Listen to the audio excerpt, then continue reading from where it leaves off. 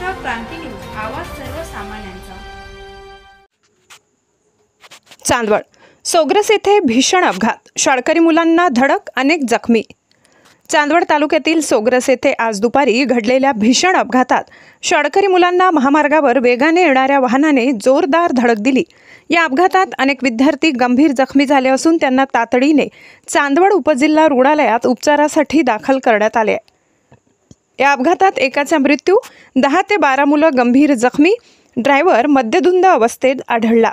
जखमीपैकी समृद्धी पवार वय 13 गंभीर जखमी असून आदित्य गांगुर्डे वय 4 आणि दीपक केदारे वय 16 यांच्यासह इतर काही विद्यार्थ्यांना देखील गंभीर दुखापत झाली आहे। काही विद्यार्थ्यांची ओळख अद्याप पटलेली नाही। रुग्णालयात डॉक्टरांकडून त्यांच्यावर उपचार सुरू आहेत। घटनेची माहिती मिळताच शालेय शिक्षण मंत्री दादा भुसे तात्काळ चांदवड उपजिल्हा रुग्णालयात दाखल झाले।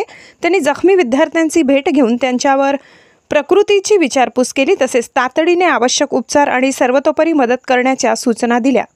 अपघाताचे नेमके कारण अद्याप स्पष्ट झालेले नसून पोलिसांनी घटनास्थळी पोहोचून तपास सुरू केलाय।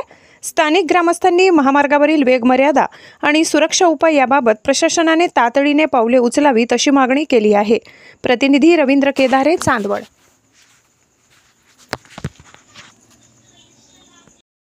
अशाच नवनवीन बातम्या पाहण्यासाठी आमच्या महाराष्ट्र क्रांती न्यूज या YouTube चॅनलला लाईक करा, सबस्क्राइब करा आणि बेल आयकॉनला प्रेस करा।